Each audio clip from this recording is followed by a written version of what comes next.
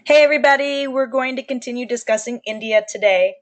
We're tackling chapter 2, so hopefully you have a pretty decent understanding of what occurred in the previous chapter, such as Buddhism really developing out of the Vedic period.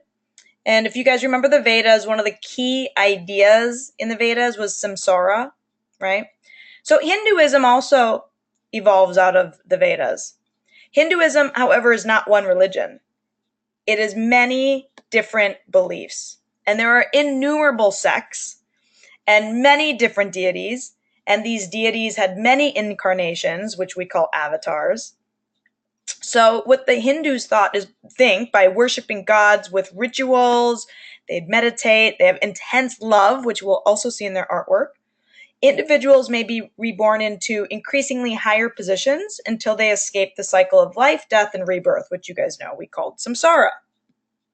So I'm going to introduce you guys to a few of the deities today. I'm going to talk about their temple design and some of the artwork on the temples. And then I'm going to discuss a little bit about manuscripts. All of the information I cover here is meant to be brief and just a little something extra for you to follow along. You should be using the textbook as your main source of information. So with that being said, let's dig in. So one of the main deities that you would want to know about while understanding Hinduism is Shiva. Now, Shiva is shown a variety of ways. Sometimes we actually see Shiva himself. Sometimes we see the symbol of Shiva, which is the image of a linga. And a linga is a phallic symbol. So it takes the shape of a phallus. But overall, the linga symbolizes the power of Shiva. And here you can see Shiva's head is actually emerging out of the linga itself. He has matted hair, and you can see it's all clumped and bunched up on his head. I'll show you a work of art later where it's actually freed. Now, Shiva is considered the creator of life and the destroyer of evil forces. And here's an image of Shiva dancing. So it's the dancing Shiva. He's shown with many arms, and that is meant to represent his superhuman nature. The deities in Hinduism also have a vehicle or an animal in which they ride. Shiva's animal is the bull, and you can see that down here just on the left side of the screen. We also see this other figure. This is Ganesh. Now, Ganesh is associated with Shiva's story. So it's kind of a complex story. Shiva was away, and his consort was bathing and asked a son that she had while Shiva was away to protect her and make sure nobody enters her bathing area. Shiva came home, wanted to see his wife, and the boy wouldn't let him. So Shiva cut off his head, and then when Parvati, his consort, said, "What did you do? You cut off my son's head." He said, "Oh, I'm sorry," and he cut off the head of an elephant and put it on the boy's body. Obviously, I'm doing a lot of paraphrasing there and summing up a fairly complex story, but you get the point. So Ganesh is shown here as the dancing Ganesh, and he is a figure who removes obstacles. He's considered auspicious, so that's a good thing. And he's invoked before starting any kind of an undertaking. And I'll show you in a moment how he's used on the sculptural program of a temple to start a spiritual path, or a spiritual journey, I should say. Another really important deity is Vishnu. So Vishnu is the savior of man. He's also considered the creator of the universe. I'll actually show you an image in a moment where he's asleep, dreaming the world or the universe into existence. He has a number of attributes and a number of symbols. Here we can see in it'd be his right hand on the left there, a lotus seed, and on the left side he holds a conch shell. So that's Vishnu. Now Vishnu has many avatars. So an avatar is an incarnation of a deity. So he takes many forms. In fact, Buddha is one of his forms. But a more popular form that we will see often in art is Krishna. Now, this is a sculpture just out of terracotta. In manuscript, which we'll look at upcoming next week, we'll actually see Krishna as blue-skinned. So he's considered the blue-skinned sheep herder. Here you have Krishna killing the horse demon. Now, Devi is the great goddess, and all female deities actually derive from her. This is Durga. Durga is a fierce deity, and here she's killing the buffalo demon. I also want to introduce you guys to Hindu temple design. And early on in Hinduism, their temples were made of impermanent material. So it'd be like wood and thatched roofs, so on and so forth. Over time, they started to build, or I should say, caves, cut into rocks, large rocks, and create caves. If you guys remember last week, we talked about Ajanta, and that's where we saw Indian early painting that survives. That really remote area with those rock cut structures. There were also Hindu structures in that overall area. So they also built caves like we saw before. This cave is different. It does not hold a stupa. Remember, we saw those rock cut caves with stupas, the chaitya halls with Buddhism.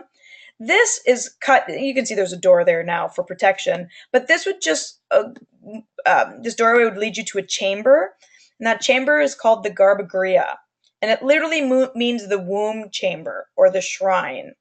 And that's where the image of the deity would be placed. So if there was an image of Shiva in this particular Garbhagriha, you would actually see his phallic shaped symbol, the linga. Now, in terms of the sculptural program, we do see here Ganesh. Here's Ganesh. And remember, Ganesh is somebody you would pray to or invoke before you started at some type of undertaking. As we move around, we also see an image of Vishnu. There's another image of Vishnu on the other side of the doorway. On either side, right next to the doorway, are guardian figures. So they're common. You'll see those figures quite often. And then to finish us off, we have Durga, female deity, fierce deity, battling an animal. So in a way, this is sort of the concept of religious worship. You would pray to Ganesh before you started your undertaking, and then you have spiritual victory with the victory of Durga fighting this animal. So the deities are shown here to support Hindu belief systems. By the way, this was during the Gupta dynasty. There are various dynasties that you'll read about in the textbook, and just follow along, understand, it's just a different era, right? That somebody was in power, somebody was in rule. So Gupta was in power when that was built. I'm also going to show you the Deogar temple. This is actually built up from stone. So it's not, created out of wood and thatch, which no longer survives. It's not cut as a cave. It was actually built up. Now it is in ruins today. The corner temples are missing. They are no longer there. And the main temple shrine that you see is disintegrating as well. But this takes the shape of a mandala. Mandala is diagram of the sacred universe, sacred diagram of the universe. We actually will see this later on as well, but here you're seeing the Hindus use temple building and temple design to connect to the sacred diagram of the universe. From this particular depiction, or this view, we see sculptural form as well as a doorway. That doorway, of course, leads to the Garbhagriha. But first, let's take a look at the sculpture. Here we have Vishnu reclining on the serpent Ananta, and he's dreaming the universe into existence. His consort, Lakshmi, is depicted here, massaging his legs. We also have various deities above him. One is Brahma. If you guys remember last week, he's the supreme deity we talked about. Another figure shown is Shiva. Shiva is shown here riding his bull, remember his vehicle, the animal in which he rides. Personifications of Vishnu are shown down below, and they're battling these two demons on the left. So again, there's sort of this overall idea of spiritual victory. As we walk around the temple shrine, we have the entrance into the Garbhagriha. Again, that literally means the womb chamber. And we also see guardian figures on either side, just like what we saw before. Okay, now I am going to take us to another geographical location, and this is in southern India. I just want to point out on this map while I'm here that in the center here, where we see this, the Deccan, this is a large plateau, and it's not a very hospitable place. You can see there aren't many cities there, or really there aren't any cities there. They just ring around that area. So when we talk about northern India, we're usually referring to north of the Deccan. And if we're talking about southern India, we're talking about south from that region. So I'm showing you this area at Mamallapuram, and it's a coastal city, and you can just imagine what it would look like once I show you some of the images if you were to arrive from the coast. There are these large, huge boulders just scattered all over this land. There are some boulders that had, stories carved into them, narrative stories and imagery. And then we see the Plava kings, and Plava kings were just a ruling dynasty, who sculpted these rathas. They're rocks. They're large rocks that were sculpted to look like the shrines. Some of them look like they're the original shrines, the ones that were made out of wood and thatch, but they're quite decorative. But something else I want to point out more than that, and this slide just shows you the overall diagram and plan of the area. Some were hollowed out, some weren't, so it wasn't completely finished. But I want to show you the Dharmaraja shrine and the sculptures on this particular shrine because I think it's really important. On one side, we have an image of Shiva. You can see his matted hair up top. And Shiva is, as you guys already know, a figure with great power. And the kings followed Shiva. The Plava kings, this was their deity that they followed. What's interesting, however, the people here and the people that Pallava kings ruled over followed Vishnu. That was their deity. And what I think is super cool is that the Pallava kings created the Harihara figure on this building, which represents part Vishnu and part Shiva. So you see half of Shiva on one side and half of Vishnu on the other side. And this really underscores the tolerance of not only the Pallava kings, but Hinduism in general. And it's really a symbol actually of Hinduism today, as Hinduism does not seek converts. So whereas in other religions you might have, let's say, missionaries who went out to convert people to a religion, we don't have that with Hinduism.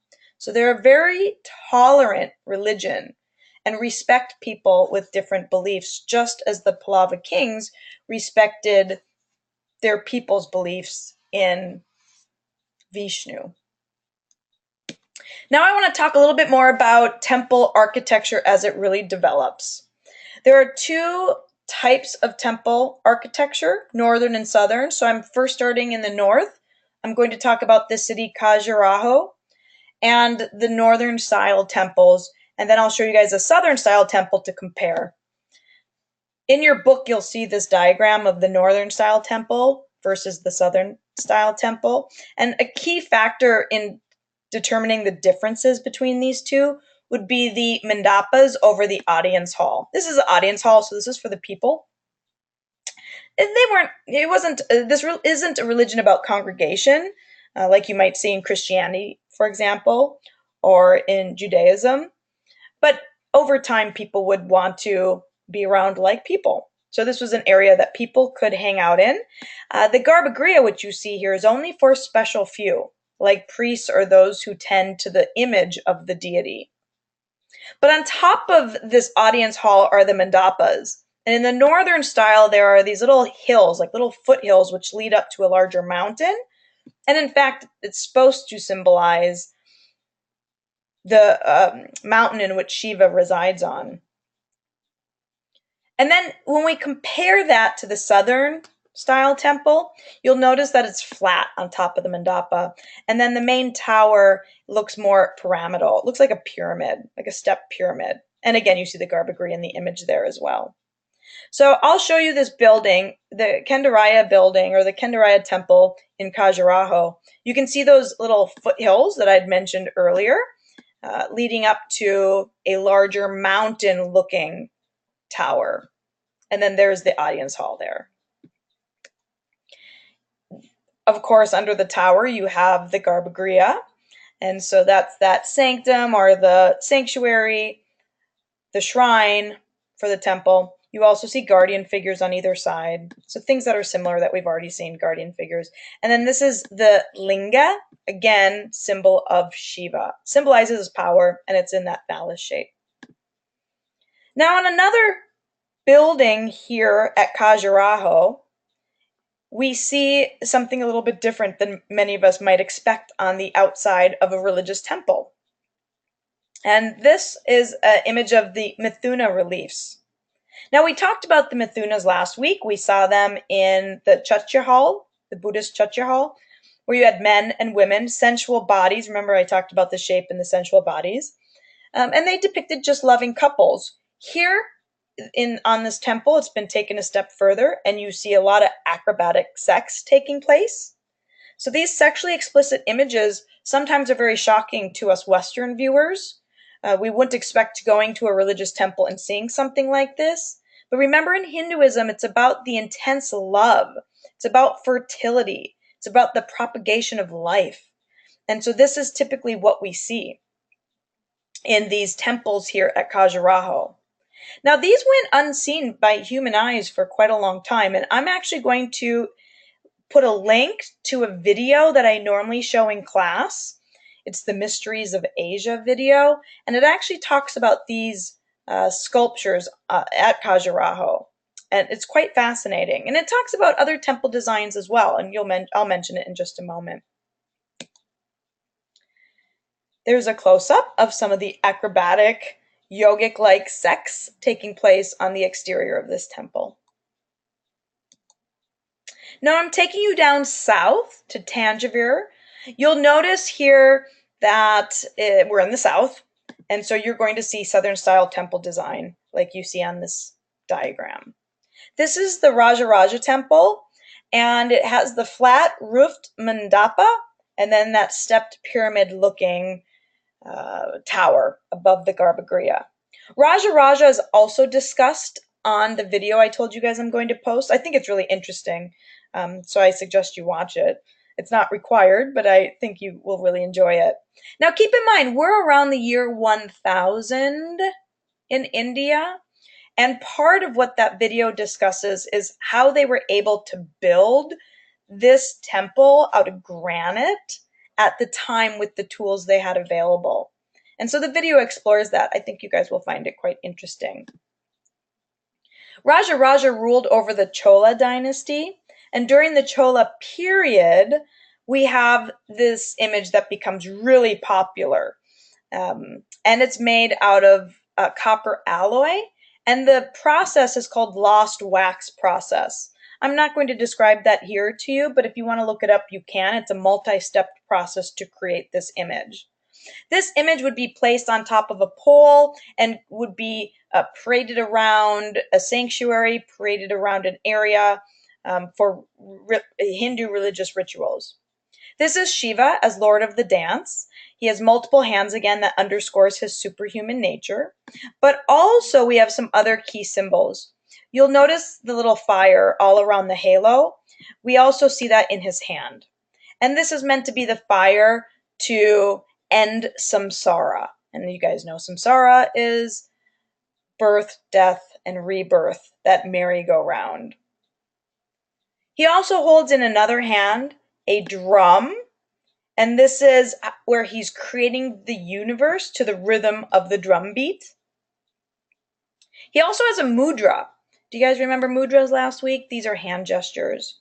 So he's hand gesturing you as the viewer that you can find a place of refuge. You would be the worshiper. So he lifts up his foot saying you can find a place of refuge here. And he also stamps out ignorance with this little dwarf under his foot. That's a symbol that he's stamping out ignorance. He's presented as Lord of the dance here.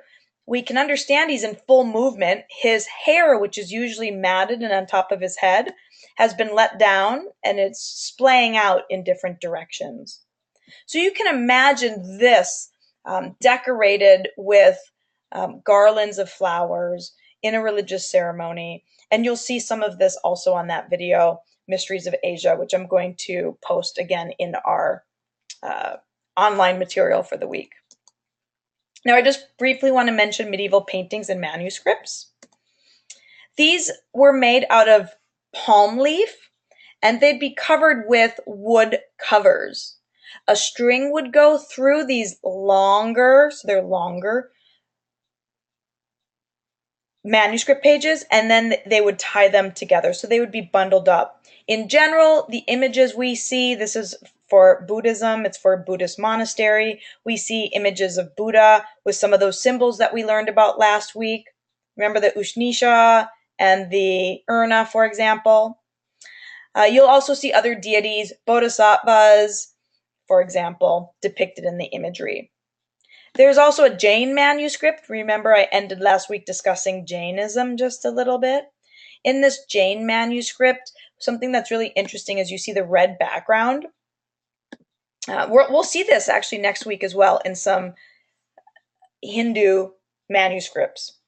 And then we also see the design of the face. The eyes, there's that one eye that looks like it's looking straight out at us, even though his head is mostly in profile. And on the other side of his nose, there's like a little eyeball popping out. You also see a very pointed nose, and as your book explains, a weak chin. Again, we'll see the style of these bodies coming up next week in manuscripts next week. Okay, so I just wanted to briefly cover some key ideas in Hinduism from chapter 2 this week. If you have any questions, my email door is always open. Send me an email. I'll do my best to help you out, and I'll see you guys around the classroom. Okay, bye everybody.